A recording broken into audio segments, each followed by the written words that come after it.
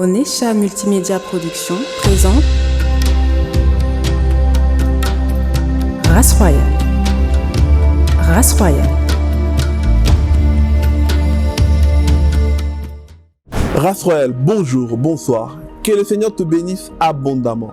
Race Royale que tu es, sois béni, sois prospère. Aujourd'hui, on va recevoir une personne spéciale. C'est vrai, vous avez souvent fait la remarque qu'on reçoit beaucoup d'hommes, mais aujourd'hui, on reçoit une femme exceptionnelle. Une femme qui fait un travail, que ce soit dans le corps du Christ, que ce soit dans le milieu d'estime de soi. Elle est en train d'aider plein de femmes à se restaurer. Aujourd'hui, on va présenter un livre. Waouh, ce livre-là, je vais vous le montrer. Il est déjà positionné dans mon canapé, là. Ouais, mais comme on a l'habitude de recevoir nos invités à l'extérieur, elle est en train de marcher déjà. Elle est déjà là, elle est déjà en train de marcher. Elle vient vers moi. On va partager, on va parler de ces bonnes choses, on va parler de principes de Miakai, on va parler du livre. Bonjour coach. Bonjour. Comment tu vas? Très très bien. En forme? En forme. Le corona nous empêche. On doit montrer l'exemple. Pour l'instant, c'est le couda. Voilà. Est-ce que tu es en forme, coach? Je suis en forme. Tu es prête? Prête. Tu es prête à répondre à Prête la team. Tu es prête à répondre à toutes les questions? À toutes les questions. Il n'y a pas de piège, hein? J'espère. Alors, en attendant, on t'invite de partager. Coach, est-ce que tu peux inviter quelqu'un de partager, d'inviter dans un groupe, de partager pour vraiment inviter quelqu'un là, pour que quelqu'un puisse se préparer? Qu'est-ce que tu peux dire en ce moment en fait?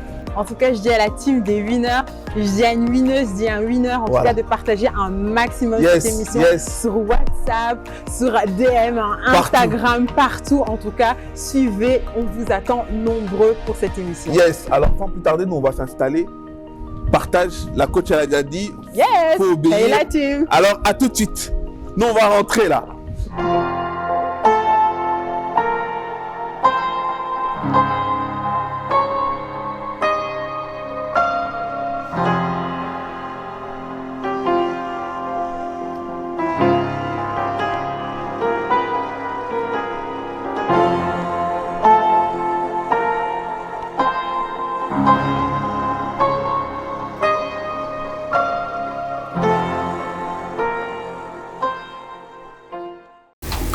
Voilà, on y est.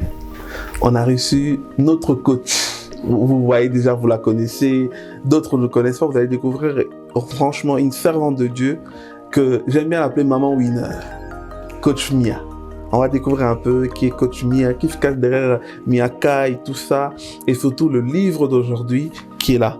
Vraiment, comment sortir d'une relation toxique. On met même le signe là de toxique là, donc ça veut dire que tu peux mourir même si tu sors pas, tu vois. Ça c'est des signes danger là. C'est un livre que je l'ai lu en un jour. En tout cas, déjà peut-être avant de commencer, je t'invite vraiment de le lire. C'est quelque chose que je pense que si tu es jeune, ou peut-être il y a des choses peut-être que tu as ramenées de ta jeunesse jusqu'à aujourd'hui. Pourquoi? Parce que tu n'as pas compris qu'il y a des choses, fallait peut-être couper, fallait peut-être de sortir, fallait peut-être prendre la prise de conscience. Tu dois lire ça. Tu dois lire ça. Vraiment un jeune ou celui qui a passé sa jeunesse, mais peut-être qui constate qu'il y a des choses que ça ne va pas dans le relationnel, j'ose croire que tu vas te retrouver là-dedans. On va essayer d'ouvrir quelque chose aujourd'hui, mais je t'invite vraiment à le consommer et on te donnera toutes les indications là-dedans. Coach, comment tu vas? Très très bien, et toi? Ça va, en forme? Oui. Moi, je te connais, mais beaucoup vont peut-être découvrir encore une autre facette de toi aujourd'hui. Alors, d'entrée de jeu, qui est Coach Miakai? Coach Miakai. Miakai, c'est un surnom. Mon vrai nom, c'est Patience Kapinga. Mia, c'est le petit nom qui a été donné par ma maman et donc que j'utilise sur mes différentes plateformes. Coach Mia, c'est une coach en développement personnel, en estime de soi, une motivational coach de motivation. C'est vraiment un appel et c'est comme ça qui a été même que j'ai même reçu de pouvoir encourager donc les autres personnes et donc d'utiliser mon don que j'ai pour pouvoir parler, pour pouvoir encourager les personnes. Et donc, ça fait maintenant depuis 2018 que je partage du contenu, des vidéos pour pouvoir conscientiser, informer, instruire par rapport donc du coup au potentiel, par rapport au talent, par rapport au don, par rapport à ce que Dieu a mis en chacun d'entre nous, de pouvoir exploiter pleinement le potentiel pour devenir la meilleure version de nous-mêmes. Et j'accompagne principalement les femmes, mais je sais que certains aussi des hommes se retrouvent aussi dans le message que je partage. Et surtout que 2020, c'était l'explosion. Exactement. Pendant le confinement. Exactement. Donc, j'ai commencé depuis 2018, donc du coup, ma page et mes chaînes. Et ce n'est qu'en 2020 que j'ai vraiment eu à cœur de pouvoir parler un peu de mon histoire, de comprendre un peu pourquoi est-ce que je fais ça, et que j'ai décidé donc du coup d'écrire un livre et de vraiment accompagner vraiment beaucoup plus spécifiquement en proposant des séances de coaching aux hommes et aux femmes. D'accord. Une petite définition pour que les gens puissent un peu comprendre vraiment, peut-être illustrer le rôle d'un coach d'estime de soi. Ok. Et comment tu peux le définir avec tes mots, en fait, le plus simple possible? Vraiment, honnêtement, ici, estime de soi, confiance en soi, amour de soi, c'est vraiment quelque chose d'assez global. Et comme, encore une fois, ici, j'ai parlé de potentiel, de dons, de valeur, c'est vraiment d'aider les personnes, les femmes, vraiment plus précisément, à changer la perception qu'elles ont d'elles-mêmes, parce qu'elles ont une image erronée. C'est de les aider à voir la valeur, à voir la beauté, à voir qu'elles sont un bijou, à voir qu'elles ont quelque chose de précieux. Et donc, du coup, de vraiment exploiter, accompagner vraiment les personnes, accompagner ces femmes qui sont brisées, qui ont des blessures et qui ont une image totalement erronée d'elles-mêmes, les voir comme Dieu les voit. Amen. Réellement les voir comme Dieu les voit, voir vraiment ce regard que Dieu a et porte sur elles, et qu'elles se rendent compte pour qu'elles puissent apprécier pleinement leur vie et développer leur épanouissement. Waouh. En tout cas, c'est merveilleux. Et on voit aujourd'hui un livre. Et lorsqu'on lit ces livres-là, on comprend directement que la personne que tu es aujourd'hui, ça n'a rien à voir avec ce que tu as été autrefois. Exactement, ouais. Et surtout déjà, moi je te demanderais personnellement, pourquoi d'abord avoir intitulé ces livres c'est-à-dire là, on a l'impression de lire vraiment le journal intime. Exactement. Voilà. Mais pourquoi avoir intitulé ces livres ainsi en fait? Comment sortir? Pour parler directement de la problématique. Il fallait vraiment que directement lorsqu'on lit lorsqu'on voit du coup le livre, que les personnes se tiennent en main, ils sachent directement de quoi est-ce qu'on va parler. On va parler vraiment de relations toxiques ici. Et donc du coup que les personnes qui sont touchées par cette problématique puissent y trouver des solutions, des pistes de solutions, et voir donc du coup au travers de mon histoire. Tu as parlé de journal intime. Effectivement, je m'ouvre vraiment. C'est assez étonnant, mais je me mets réellement à nu. Je raconte toute mon histoire de comment est-ce que j'ai commencé, de comment est-ce que je suis tombée et comment est-ce que je suis ressortie, comment je me suis reconstruite, et réellement donner un message d'espoir à d'autres personnes au travers de mon histoire. Waouh! Et tu n'as pas peur de regarder les autres, de livrer même tes plis ressentis profonds, tes pensées, que ce soit même familiales, sentimentales, dans les moindres détails. Est-ce que tu n'as pas peur de regarder les autres? Beaucoup de personnes m'ont posé la question, même lorsque j'ai déclaré que voilà, j'allais écrire un livre. Beaucoup m'ont posé cette question. C'est vrai que ça paraît assez gênant pour d'autres personnes, mais moi je suis assez OK avec mon passé. Je pense que c'était même une responsabilité pour moi de ne pas garder en fait ce témoignage, mais de le rendre totalement public, parce que je savais, j'étais consciente que d'autres personnes et que d'autres femmes allaient avoir ce courage-là de pouvoir quitter vraiment des relations toxiques, ou alors de pouvoir même se relever face à différentes épreuves par rapport à leur vie. Et donc vraiment le jugement, je pense je n'ai pas peur de ce jugement, parce que je sais que Dieu m'a pardonné. Je suis réellement OK par rapport à mon passé. Je sais que ce sont des erreurs, mais je ne suis pas ces erreurs. Ces erreurs ne me définissent pas. Ces erreurs m'ont permis d'apprendre, de m'enrichir, de grandir, de me développer développer et aujourd'hui de me tenir tel que je me tiens pour pouvoir aussi aider d'autres personnes. Donc, je ne veux pas avoir honte. Je crois réellement que Dieu m'a pardonné. Donc, le regard de Dieu, le pardon de Dieu compte plus que toute autre chose par rapport à ce que les personnes peuvent dire. Je préfère me mettre à nu parce que, comme je l'ai dit, je sens vraiment que j'ai cette responsabilité et donc je ne peux pas me taire. Et même si ça peut sembler peut-être dérangeant, moi, je regarde finalement à ce que Dieu me demande de faire et je le fais parce que je sais que ce sont des âmes qui peuvent être sauvées. Ce sont des femmes qui peuvent être sauvées et qui peuvent être épargnées du pire. Donc, voilà, je mets peut-être la honte, comme on pourrait dire, de côté et je regarde à la vision qui est beaucoup plus grande. Est-ce que en parler ouvertement des choses qui ont autrefois nous ont fait mal est-il un signe aussi d'une guérison? Exactement. Ok. Exactement. Tu as vraiment mis le point sur le fait que, ben oui, je suis guérie. Okay. Je suis guérie. C'est parce que je peux me permettre parce que je suis guérie que je me permets de pouvoir parler ouvertement de mon histoire, de parler aussi même de relations de mes parents, de ma relation avec ma maman. Exactement. Ah non, tu m'as vraiment touché ce côté-là. Ouais. Voir comment tu as pu enseigner les personnes, en fait, derrière parfois les relations qu'on peut développer avec nos parents, sans se rendre compte que ça nous ramène dans un autre monde, en fait. C'est fait exprès, c'est voulu, en tout cas, de se rendre compte que beaucoup de choses se font dans la construction de l'enfance, entre 0 et 7 ans. Et parfois, on a certains comportements, on a 30 ans, 40 ans, 5 ans, ainsi de suite. On comprend pas pourquoi, mais il y a des choses qui se sont passées. Il y a des événements qui nous ont impactés de manière inconsciente. Et donc, du coup, plus grand, on se comporte, on comprend pas pourquoi on se comporte comme ça, mais parce que ces différents événements ont eu de l'impact, nous ont blessés, nous ont heurtés, et on n'a pas guéri, Et donc, vraiment, c'était important pour moi de pointer. Ça a été difficile. Okay. Ça a été difficile, mais même des fois, quand j'écrivais, j'étais là, ah ouais! Mais je me suis dit, non, c'est hyper important. C'est très, très important vraiment de pouvoir parler et d'être conscient. Conscient finalement parce que ça nous permet d'apprendre beaucoup plus sur nous-mêmes, de comprendre ces différentes blessures parce que on en a toutes en fait. Et elles ont toutes été activées d'une manière ou d'une autre. Et du coup, ben, avoir un regard... aussi même pour nos futurs enfants qu'on pourrait avoir, de se dire, OK, cette responsabilité en tant que futur parent ou en tant que parent, comment est-ce que je peux aussi me comporter envers mes enfants pour apporter le meilleur Wow. En tout cas, merci. Merci pour ce livre parce que il y a des choses où, je pense, humainement, nous tous, on se retrouve là-dedans. Parce qu'il y a des choses qu'on fait inconsciemment, on se rend compte, on dit, ah ouais, mais en fait, il y a des choses il y a des puzzles, en fait, que tu peux poser, sans se rendre compte. Peut-être, ça va pas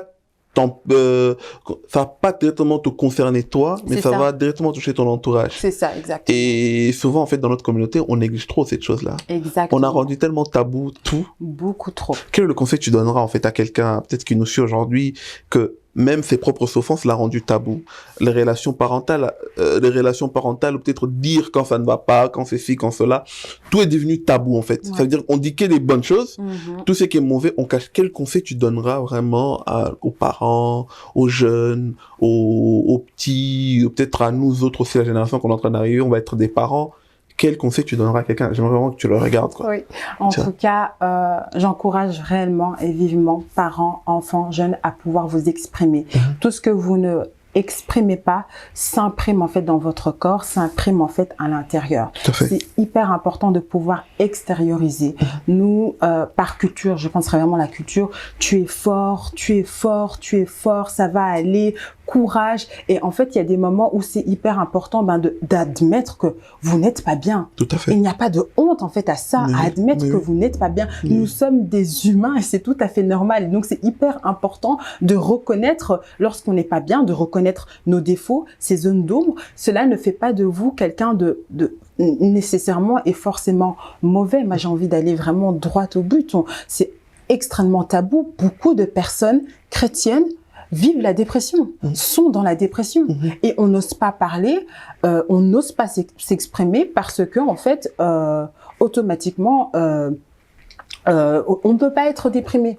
Un chrétien ne peut pas être dans la dépression. Un chrétien ne peut pas avoir des pensées suicidaires. Ça veut dire qu'il ne croit pas en Dieu. Et donc, du coup, beaucoup de personnes dans notre communauté, malheureusement, vivent avec des troubles psychologiques.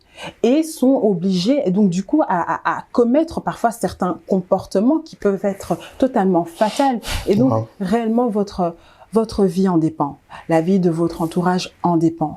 Ne soyons pas dans le jugement parce qu'on est souvent dans le jugement, mais apprendre à pouvoir libérer la parole. Libérer la parole pour libérer le cœur, libérer les pensées, pour pouvoir être totalement libéré, que ce soit auprès de Dieu, que ce soit auprès des autres personnes. On a besoin réellement, on a réellement besoin d'extérioriser toutes ces choses-là pour éviter d'accumuler toutes les frustrations. Les frustrations qui peuvent parfois même déclencher des maladies. On ne se rend pas compte que certains problèmes, en fait aussi, beaucoup de soucis, il y a des maladies qui sont créées. Et donc, c'est très, très important de pouvoir parler, d'aller poser des questions, que derrière, comment ça va, d'aller parfois un peu plus loin. On a parlé de ça, en tout cas, d'aller un peu plus loin. Comment ça va? Non, mais comment est-ce que tu vas réellement? Vraiment. Et d'avoir une écoute attentive. Parce que moi, personnellement, quand on me regardait, on n'aurait pas pu une seule fois imaginer que je vivais ce que j'étais en train de vivre. Mon papa a lu le livre, il a pleuré. Parce que il fait, je voyais ma fille sortir, rentrer.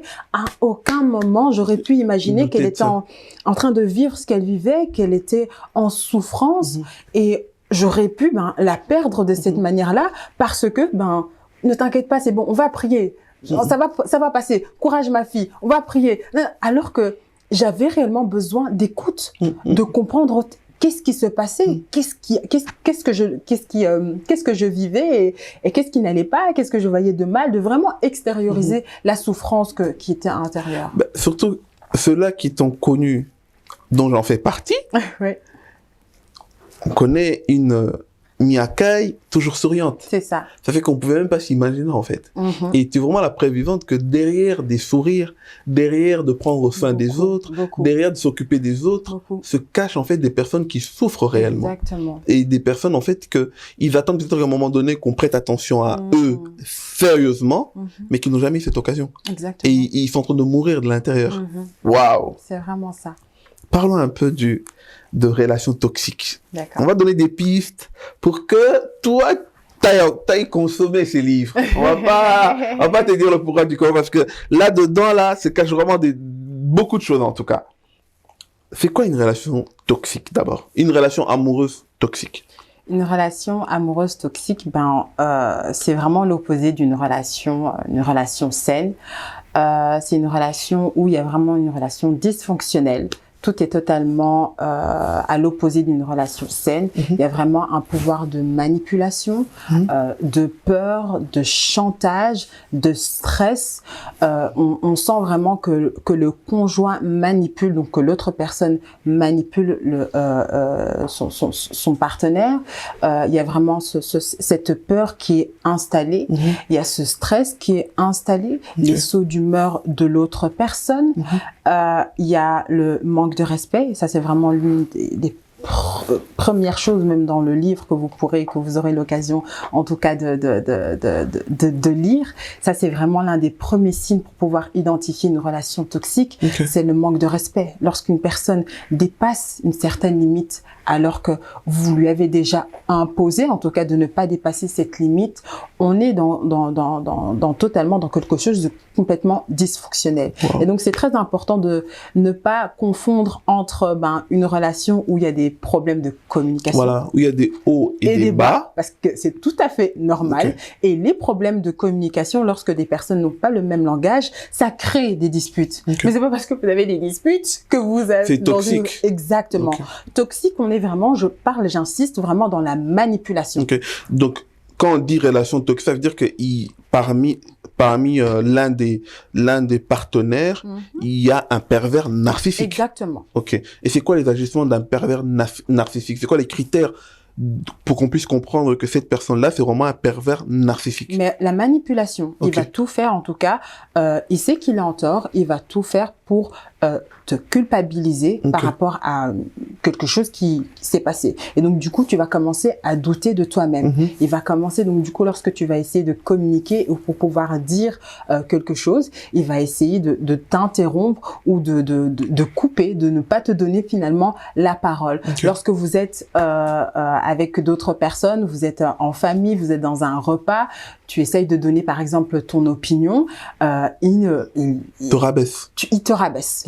Ou alors, tu vas commencer peut-être à avoir peur même de dire ton opinion parce qu'il sait que ouvertement, l'autre personne va commencer à dire mais qu'est-ce que tu connais il toi? Il te fait perdre la confiance en toi, en fait. Exactement, exactement. Tu es stressé, tu es totalement stressé parce que tu ne sais pas comment la personne va réagir d'un moment, comment la journée va se passer. Ton humeur dépend de son humeur. Tu es là, tu es épuisé émotionnellement parce que à chaque fois, tu dois essayer de tenir la relation pour que tout puisse bien se passer. C'est vraiment une relation à sens unique. D'accord. Ça ne va que dans un sens unique. Il y a vraiment un maître et un serviteur. Et c'est pour ça que j'insiste sur la manipulation. Il y a un jeu de pouvoir. D'accord. Il y a le manipulateur et la victime. C'est la personne qui laisse manipuler. Tu évoques quelque chose d'assez pertinent, genre là-dedans aussi, c'est de pouvoir imiter. Imiter, avoir en fait, lorsque les gens ils se mettent ensemble, ils ont un couple des références, ils ont déjà un mythe dans leur tête, Roméo et Juliette de leur famille, Roméo et Juliette de leur milieu, Roméo et Juliette d'un conte, etc. et tout. Quel est le danger de commencer une relation sans vraiment bâtir le propre base, mais plutôt en copiant un autre couple ou des autres couples? Quel est le danger de cette relation? Le danger, c'est de s'exposer, de déjà s'attacher à une mauvaise personne qui malheureusement parfois sont malveillantes. Alors toi, tu veux éviter, les jeunes sont là, on a envie d'éviter finalement de copier ce qu'on voit à la télé parce que c'est tendance d'avoir un copain, tu veux expérimenter, tu es curieux et en soi, on peut pas vraiment juger, on a tous été curieux, c'est normal, tu vois ton ami, ta copine, toi aussi, t'aimerais aussi vivre quelque chose et en soi, l'amour, ça reste quelque chose de sincère et de beau, on ne peut pas apprimer ça, mais dans le développement, et moi, c'est vraiment quelque chose que je conseille dans mon livre, lorsqu'on est adolescent, on se construit de ne pas nécessairement forcément chercher des relations parce que on ne se connaît pas encore. Et lorsqu'on rentre dans une relation, on est là pour apporter quelque chose, mais tu ne sais pas qui tu es, tu ne sais pas qu'est-ce que tu vas apporter. Et tu t'embarques finalement dans l'inconnu avec une personne qui est parfois des personnes qui sont malveillantes et qui viennent donc du coup te malmener, parfois t'écraser, ne pas te respecter. Tu t'en sors, on va dire, tu quittes, mais tu restes avec des séquelles, des blessures. Et tu accumules toutes ces blessures, donc du coup, avec plusieurs relations. Et puis, lorsque tu vas vouloir te marier, toutes ces blessures que tu dois pouvoir dealer. Toutes ces blessures que tu dois pouvoir dealer, qui parfois ne sont pas encore totalement guéries, tu t'engages encore, donc du coup, concrètement, et tu te maries.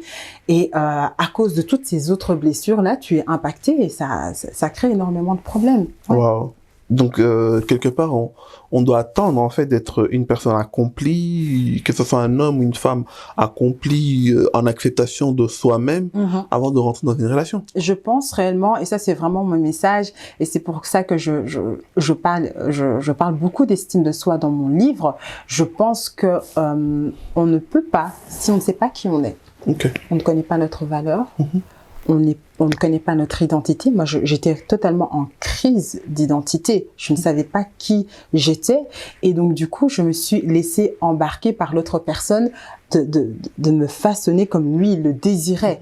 Et je pense que réellement, c'est important de savoir, OK, qui je suis?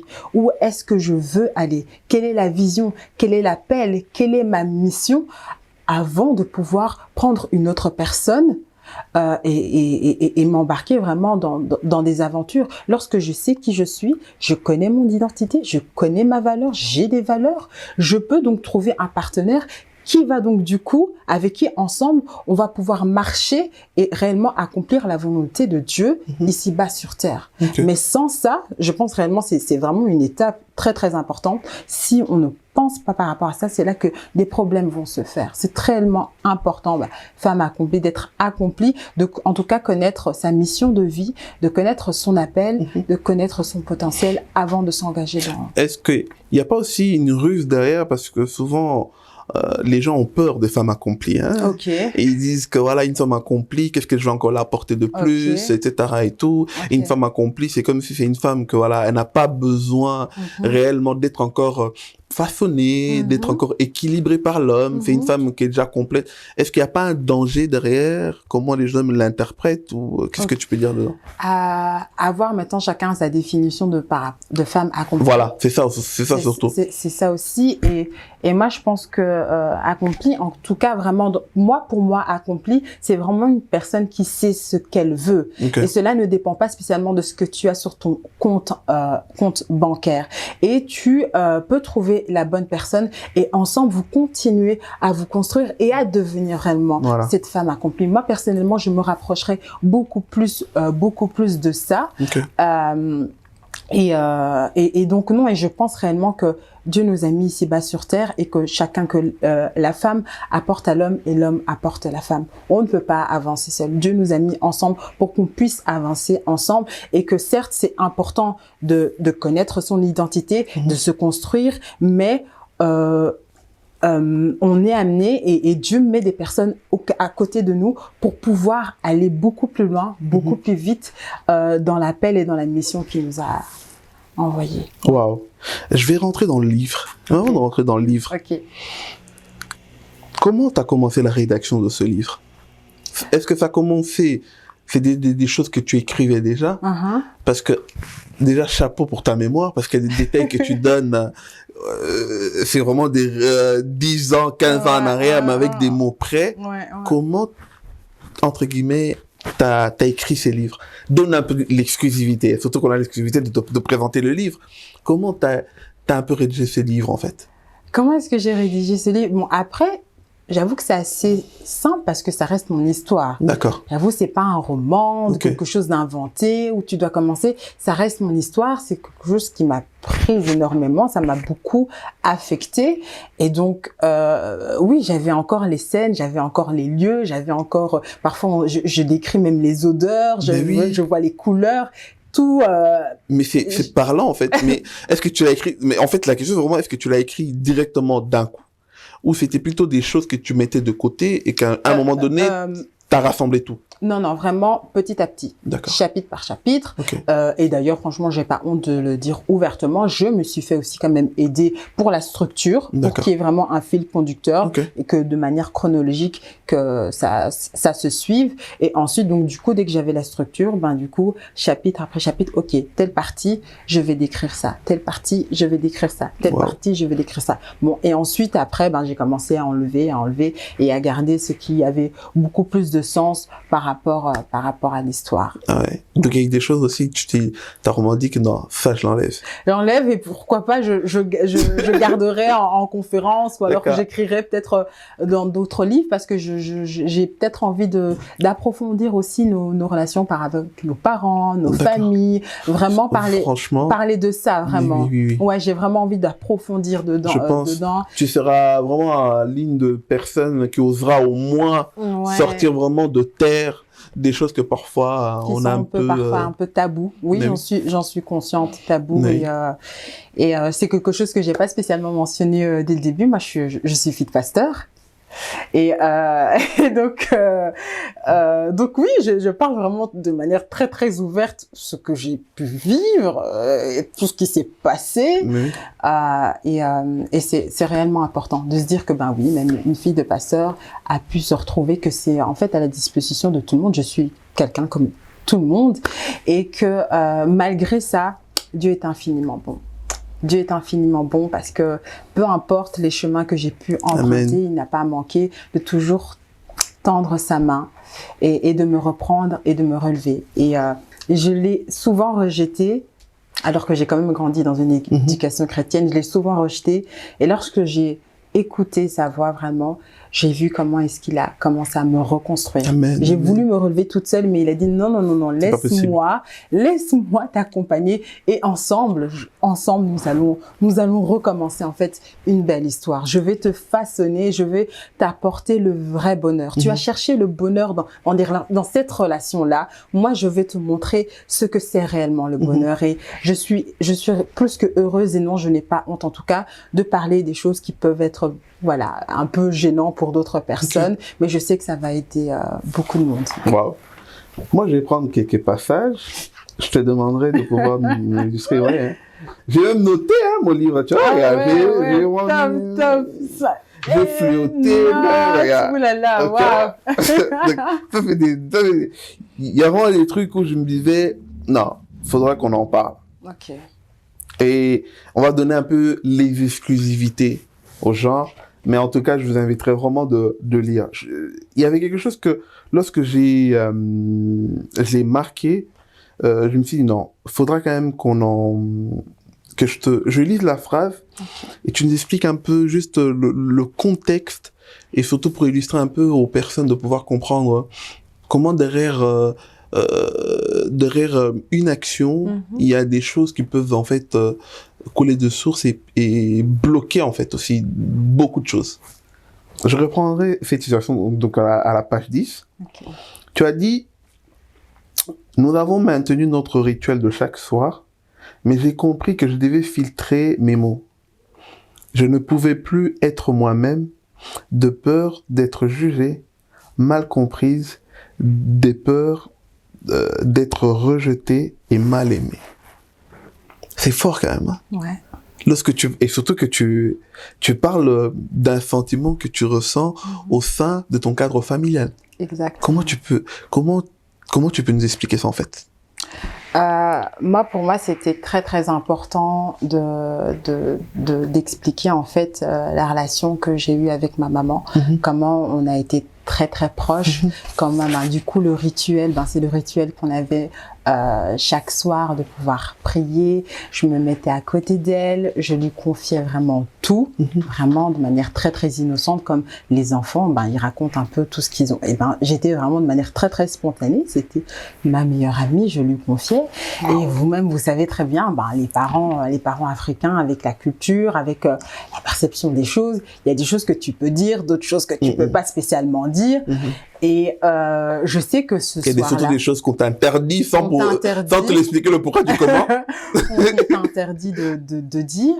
Et là, je vais vers ma maman et je lui dis, maman, j'ai quelque chose. Je sens que ça va la gêner. Je sens quand même, je ressens, mais je lui dis, mais allez, je vais quand même lui dire, maman, tu sais, il y a un garçon dans ma classe.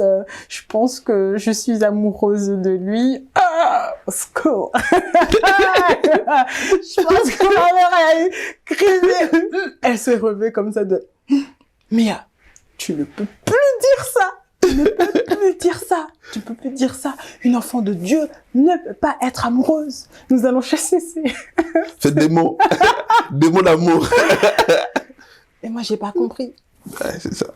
J'ai pas compris. Qu'est-ce qui se passe? Qu'est-ce que j'ai dit? Mais qu'est-ce qu'il y a de mal, en fait, à être amoureux? Et je me suis rendu compte que je ne pouvais, du coup, plus lui confier. Je peux pas tout lui dire.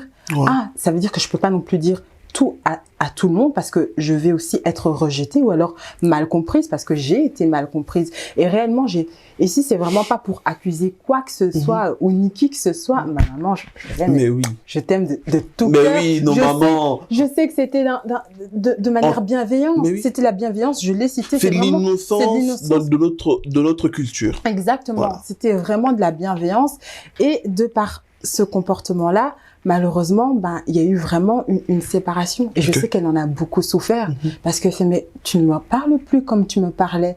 Tu ne viens plus te confier comme. Et en grandissant, ainsi de suite, même cette relation que j'ai eue, c'est très très très tardivement que j'en ai parlé. Elle savait pourtant, mais elle me laissait et j'étais dans mon coin et j'ai continué donc du coup à entretenir comme ça de cette manière-là. J'étais très très distante avec elle, mais même aussi avec les autres personnes.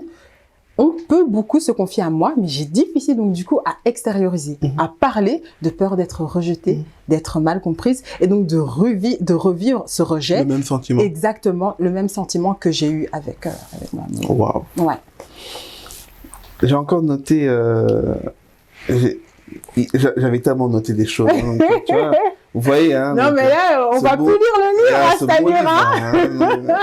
Mais je vais pas tout vous dire parce que vous devez le prendre. Donc, moi, j'ai juste retenu 3 phrases que je me disais, je pense que ça valait la peine, ou ça vaut la peine que je vous le que je vous le dise, pour que la coach puisse l'expliquer. Et surtout, ça va vous permettre de pouvoir, en fait, chercher ces livres-là pour comprendre comment... moi, surtout, c'est que j'aime. C'est vrai que même si le titre parle de relations amoureuses, mais ça englobe beaucoup de types de relations là-dedans. Exactement. Ouais. Donc, surtout la partie où on voit comment nous tous, en fait, on a eu à un moment donné à vivre ce sentiment-là avec nos parents. C'est ça. Où c'était... On parle des choses correctes. On parle de certaines choses... Ça... Et pourtant, ça devrait être simple en fait. Oui, avec un enfant, il doit pouvoir se sentir à l'aise. C'est juste la curiosité de l'enfant. Mais oui. Il a besoin de savoir. Mais exactement. Non. Donc moi, je vous conseille vraiment d'aller lire. Vous allez comprendre pourquoi on a sorti cette phrase-là. La deuxième, c'était dans la page 28.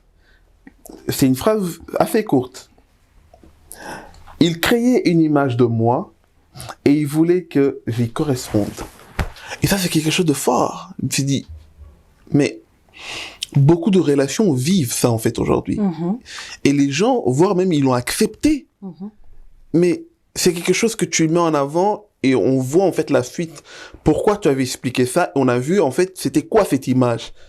Qu'est-ce que tu peux nous dire à travers cette phrase, encore une fois de plus? Ben, ici, j'ai vraiment fait exprès d'écrire cette phrase-là, tout toujours pour mettre le lien par rapport à l'estime de soi, par rapport à l'identité. Finalement, cette identité que je ne connaissais pas, je ne savais pas qui j'étais. J'étais la femme de Condero, donc du coup, ici, la personne avec qui j'ai été en relation, j'étais cette femme, mais Mia, elle avait disparu.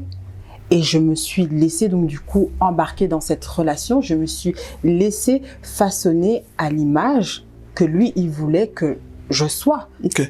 Et parce que je ne connaissais pas ma valeur, parce que je ne connaissais pas mes limites, parce que je ne savais pas qui j'étais. Et est-ce que j'en valais réellement la peine? C'était simplement sa voix, c'était simplement lui qui décidait. Et je me laissais donc du coup embarquer dans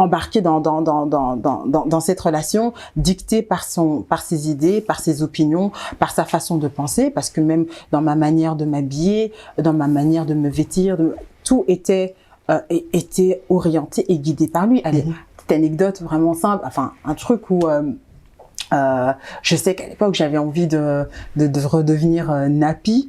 Donc nappy, c'est de couper et avoir mes cheveux naturels puisque j'étais défrisée. Et quand je dis à la personne, voilà, j'aimerais bien faire, ouais, jamais tu fais ça, hein. Jamais tu fais ça. Si tu fais ça, je te jure, je te mixe, hein.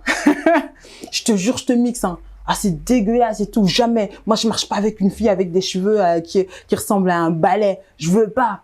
Oh, vous les noirs, vous êtes comme ça, vous essayez de, je sais pas quoi et tout. Non, moi, je te veux comme ça, c'est comme ça. Ou sinon, je t'assure, je te mixe, hein. Et s'il faut, je te quitte. Et voilà. Et tu rentres dans l'image de l'autre personne. Parce que tu sais pas qui t'es. Quelqu'un qui sait, à partir, là, aujourd'hui, c'est sûr que jamais, il y a quelqu'un qui me dit ça. C'est sûr que j'ai du répondant et non, je m'impose. Mais oui. Je m'impose ou, l'amour prend le dessus, tu te fonds, en fait. Tu te fonds. Tu crois que c'est de l'amour, parce que c'est pas réellement d'amour. Réellement, si tu t'aimes, et c'est ça que si tu t'aimes réellement, tu peux pas accepter ça, en fait. Et tu peux pas laisser l'autre personne faire ce chantage, hein, la manipulation. Voilà. J'ai bien fait exprès de prendre cet exemple-là parce qu'il y a réellement de la manipulation. La manipulation derrière. Il y a de la manipulation, il y a du chantage. Si tu fais pas ça, il y a ça qui va se passer. Voilà. Et toi, t'es là, t'es apeuré. Et les conséquences, ça sera de ta faute. Exactement. Toujours. Exactement. J'ai vraiment fait exprès de prendre cet exemple-là, de se dire, ben oui, il créait réellement une image. Et donc, du coup, je devais m'habiller comme ça, je devais me vêtir comme ça, me coiffer de cette manière-là.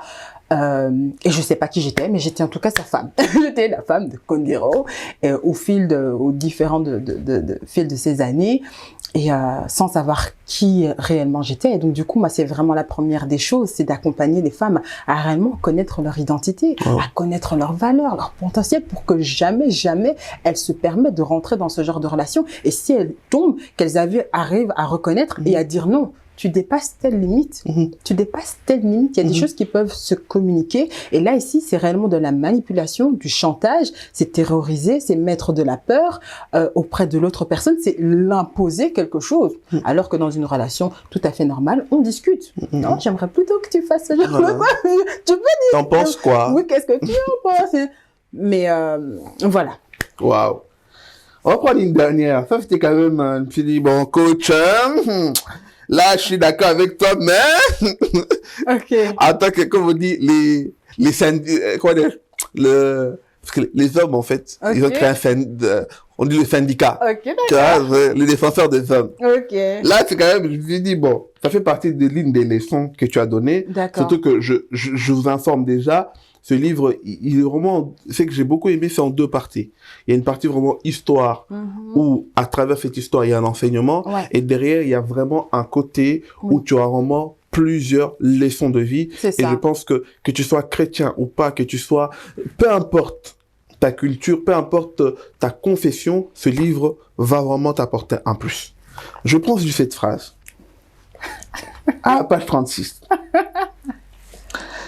Je dis même pas au début ce que tu as dit, directement, je dis, à la première gifle, il faut partir.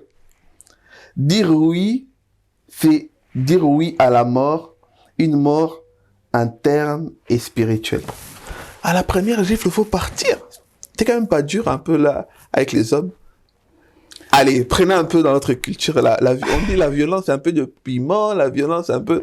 Mais toi, tu dis à la première gifle, il faut partir. Moi, je parle en tout cas de par mon expérience et de par les statistiques aussi, parce que j'ai fait quelques recherches, et que quelqu'un qui est violent va recommencer. Ok. C'est un récidiviste, d'office. Vraiment. Ok. Je sais qu'il y a des accidents, si on peut dire ça comme ça. Voilà. Je le sais. Par accident. Par accident. Chacun, face à sa propre conscience, de se rendre compte, ok, est-ce qu'ici, on a dépassé les limites? Qu'est-ce qu'il en est? Mais personnellement, lorsqu'il y a une violence physique, parce que c'est vraiment ça, et qu'il y a une violence physique, la communication est rompue. Ça veut dire que tu ne peux pas exprimer en fait ta colère, tu ne peux pas exprimer ton mal-être par des mots. Et donc, tu es obligé d'utiliser les mains. Le dialogue est déjà mort. Il est mort. Et à ce que sache, je ne pense pas que nous sommes des animaux. Tout à fait. Là, je suis d'accord avec toi. Je pense que nous ne sommes pas des animaux. Donc, si on commence à utiliser les mains pour exprimer « je suis pas bien », il y a un problème. Et quand tu acceptes une fois, très très souvent, la personne dit que ça va, elle est restée en fait. Je peux recommencer. Elle partira pas. Elle dit qu'elle va partir, mais elle partira pas. Je l'ai fait une fois, elle est restée. J'ai réussi donc du coup à la convaincre que ce sera la dernière fois.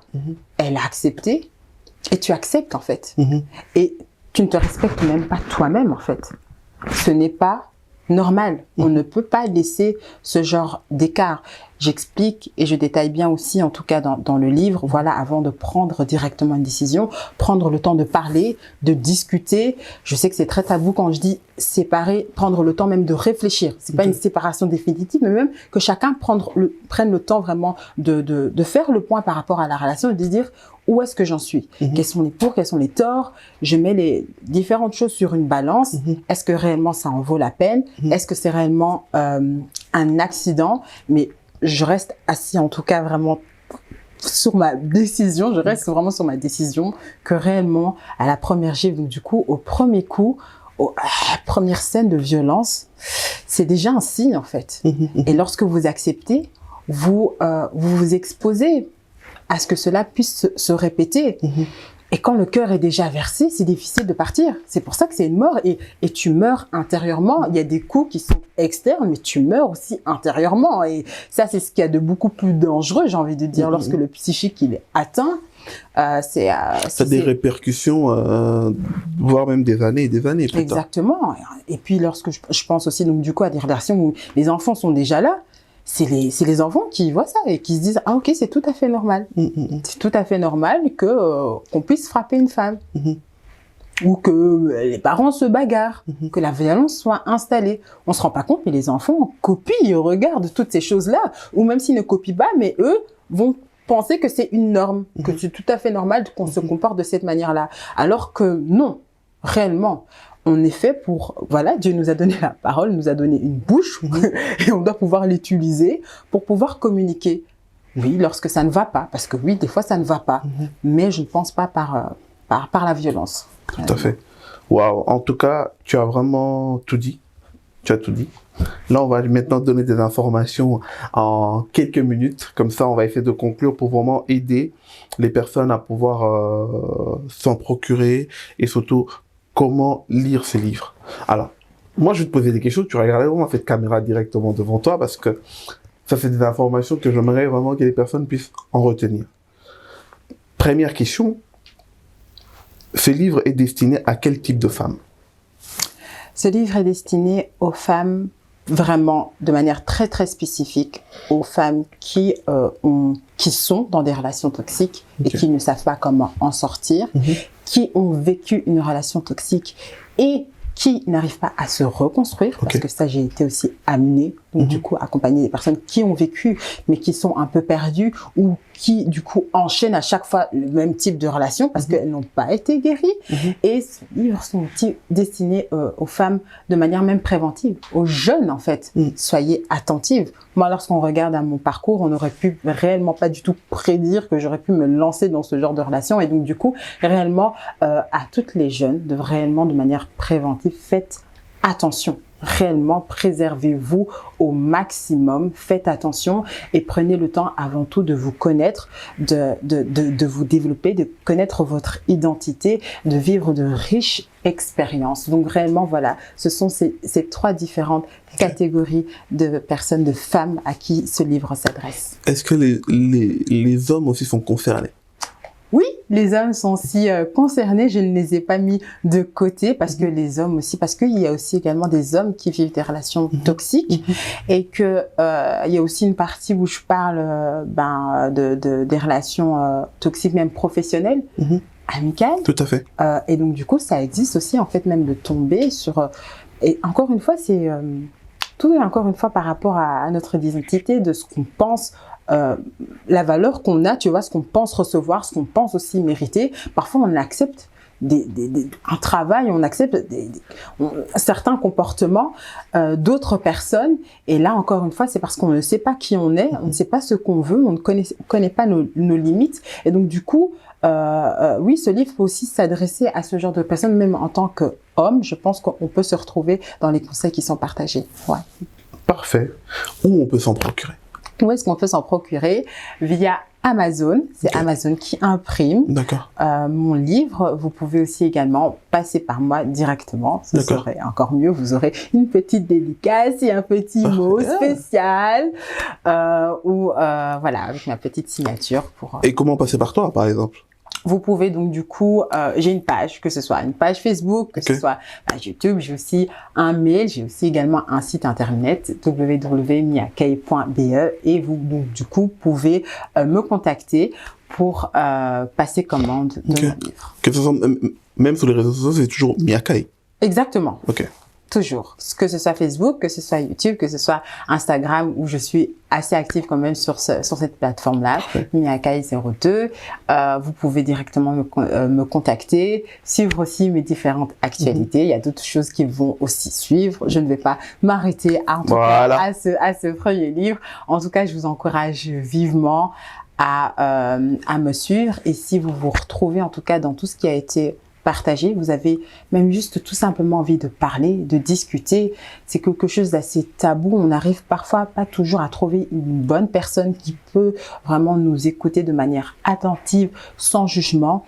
Parler parfois à la famille, bon, ils ont une certaine image de nous, ils vont pas toujours nous comprendre et penser qu'on fait des caprices alors qu'on n'est réellement pas bien. Sentez-vous libre. Moi, en tout cas, je me tiens à disposition. Moi, je sais que c'est un appel. Réellement, n'hésitez pas à me contacter. Je serai à même de pouvoir parler et discuter avec vous pour réellement vous aider à faire le point sur votre situation, à vous relever, à aller de l'avant. Et tout comme le Saint-Esprit m'a permis, on parle de développement, mais moi je crois réellement que c'est le Saint-Esprit qui m'a développé, qui m'a aidé à me construire. Et donc du coup, vous donner les clés, comprendre réellement que le Saint-Esprit peut également aussi vous développer, vous construire et aller de mieux et améliorer votre bien-être et votre épanouissement. Amen. Pour terminer, est-ce que tu peux prier pour une femme que peut-être on ne sait pas comment s'en sortir? Peut-être juste même avant de lire le livre, avec des clés que tu as données, elle se retrouve là-dedans. Mais maintenant, il lui manque le courage d'accepter. Le courage d'accepter le regard des autres. le courage d'accepter de prendre la décision, de commencer à dire non, toutes ces choses-là.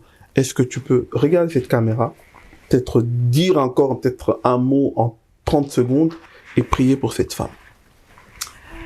En tout cas, je m'adresse à toi, ma wineuse, ma queen, un diamant, un bijou précieux que tu es. Amen. J'aimerais réellement que tu puisses prendre et réaliser à quel point tu es merveilleuse aux yeux de Dieu, merveilleuse aux yeux de ton Créateur, et que c'est cette image dont tu dois prendre conscience, que beaucoup de personnes t'ont écrasé, beaucoup de personnes t'ont peut-être rejeté, tu as peut-être été humiliée, tu as été incomprise, mais aujourd'hui tu peux prendre la décision réellement de changer et de voir comment est-ce que Dieu te voit, Amen. de réaliser le potentiel et voir la valeur que tu as. Tu es d'une valeur inestimable. Amen. Et tu as une place dans ce monde. Peut-être que tu as voulu supprimer ta vie. Tu as peut-être voulu mettre un point à ta vie. Tu t'es dit peut-être qu'il n'y avait pas de sens à ton existence ici-bas, mais j'aimerais réellement que tu puisses prendre conscience qu'il n'y a pas de hasard dans les plans de Dieu. Amen. Tu es là pour être une lumière. Amen. Tu es là pour illuminer le monde. Yes. Tu es spécial, tu as quelque chose de spécial à apporter ici, dans cette nation, dans les nations partout dans ce monde. Amen. Il suffit juste de regarder intérieurement, écouter cette voix intérieure qui te parle et qui veut le meilleur de toi. Que tu n'aies plus peur, que la peur puisse te lâcher, que la culpabilité, que la honte puisse te quitter, mais que réellement que tu sois rempli de l'amour de Dieu, de compassion, de miséricorde pour te relever et embrasser réellement la liberté, l'amour, la joie et la paix que Dieu veut te donner. Amen. Amen. Amen. Amen. Amen. En tout cas, merci. Merci Miakai. Merci pour ces bonnes choses. Et j'ose croire que ce livre va bénir pas mal de personnes. Surtout écrit par une coach qui a une histoire, qui a un vécu, qui parle de choses qu'elle-même, elle a expérimentées, écrit par un enfant de Dieu, la fille d'un pasteur. Donc ça veut dire que tous ces mondes-là, elle connaît. Elle sait de quoi elle parle. En tout cas, ce livre va vraiment te bénir. Moi, je l'ai lu prime abord comme un présentateur. Mais lorsque j'ai ouvert ce livre, il y a des choses où moi-même je me suis dit, waouh, on ne se rend pas compte en fait. Il y a des choses parfois qu'on ne prête pas attention, mais on doit vraiment faire attention pour ne pas répéter ces erreurs-là. En tout cas, merci. Que le Seigneur te bénisse. Amen. Merci En tout cas, merci à toi que Dieu surtout. vous bénisse en tout Amen. cas pour tout ce que vous faites, pour Amen. cette émission, pour Amen. la manière dont cela réellement édifie, enrichit de nombreuses personnes. Amen. Continuez à aller de l'avant, que vous puissiez encore inviter encore plein d'autres personnes dont le peuple de Dieu va pouvoir être enrichi, édifié et instruit. Amen. Amen. En tout cas, sois béni. Que le Seigneur te bénisse abondamment. En tout cas. Amen. Restez en paix et à très vite.